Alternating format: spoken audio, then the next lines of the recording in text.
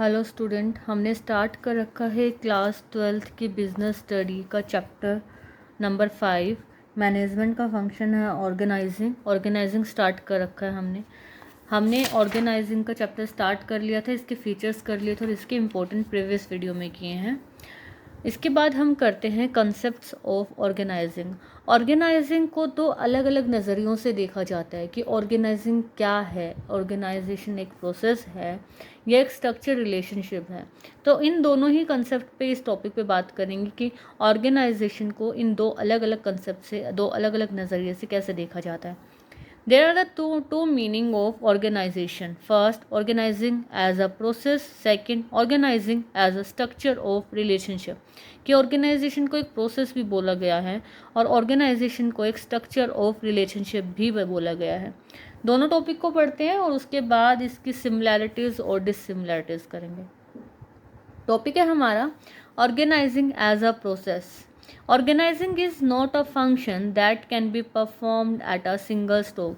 इसके according organisation या organising कोई ऐसा काम नहीं है कि जिसको हम एक बार करें और ये ख़त्म हो गया, but it is a chain of various activity. ये बहुत सारे कामों का प्लस करके, बहुत सारे कामों को इकट्ठा करके उनकी चेन है।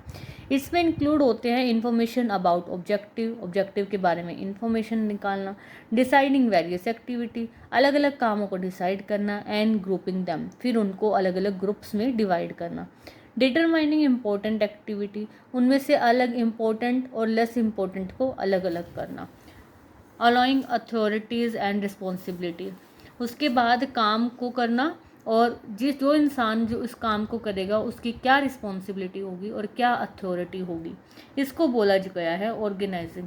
डिटेल में हम ये पूरी प्रोसेस चैप्टर के आगे के पार्ट्स में करेंगे कि किस तरह से प्रोसेस काम करती है, यहाँ ब्रीफ में कर रहे हैं।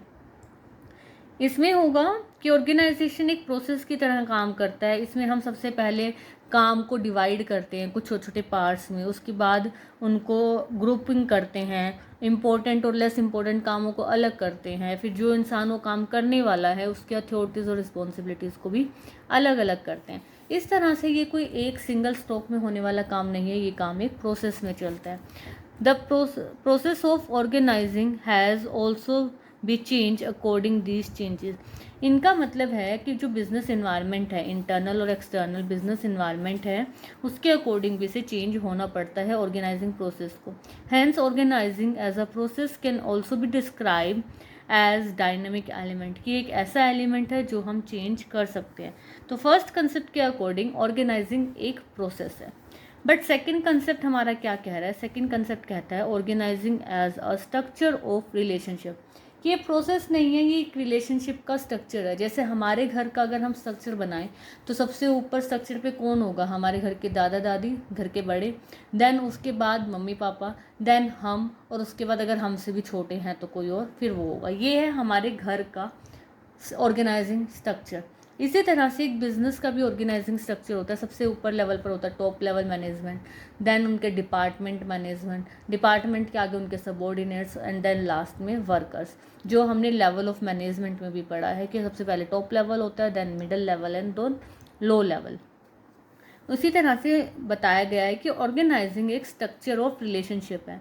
ये डिफाइंड करता है कि कौन किसका सबॉर्डिनेट है, कौन किसका जूनियर है, किसकी क्या अथॉरिटी है, कौन किसका सीनियर है, किसको किससे काम करवाना है और किसको किससे जवाब देना है काम का अगर वो काम नहीं करता है तो इसी according to this concept organizing is treated as a structure of relationship.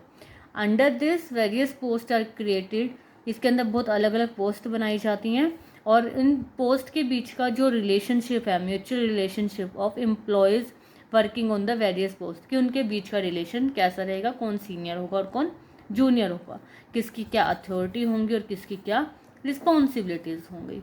अब कंपैरिजन करते हैं दोनों कंसेप्ट का। जो हमने फर्स्ट किया, जो हमने किया प्रोसेस में क्या है, ये लोग मेन फोकस कर रहे हैं पर्सन पर। जो प्रोसेस है, जब हम कहते हैं कि ऑर्गेनाइजिंग एज अ प्रोसेस, तो प्रोसेस में इनका मेन फोकस रहता है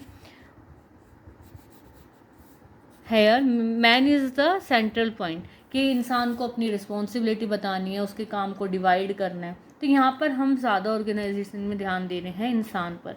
जबकि जो दूसरा है ऑर्गेनाइजिंग एज अ स्ट्रक्चर, इसके अंदर सबसे ज़्यादा ध्यान दिया गया है इंसान पर नहीं, उसके पोस्ट पर, कि कौन सी पोस्ट किसके अंडर आएगी, कौन कौन सी पोस्ट का सीनियर होगा, कौन कौन सी पोस्ट का जूनियर होगा। तो यहाँ पर पोस्ट की तरफ ज़्यादा ध्यान गया है। और अगर सिमिलैरिटीज़ की बात करें तो दोनों ही टेंजिबल और इनटेंजिबल, जो हमारे कंपनी के वर्कर्स है और जो हमारी कंपनी का जितना भी सामान है, टेंजिबल एसेट्स है, लैंड है, दोनों में कोऑर्डिनेशन करने की कोशिश कर रहे हैं कि किसी तरह से हमारा वेस्टेज कम से कम हो सके और सामान का, रिसोर्सेज का सबसे ज़्यादा यूटिलाइजेशन हो सके। तो कंपैरिजन स्टडी दोनों एक फर्म के ग्रोथ के लिए काम कर रहे हैं, फर्म में कोऑर्डिनेशन लगाने के लिए काम कर रहे हैं, दोनों ही कंसेप्ट में। और dissimilarities organizing as a process focus करती है, सेंटर पॉइंट है मैन, और organizing as a structure of relation में फोकस पॉइंट रहता है उसकी पोस्ट, मैन नहीं पोस्ट।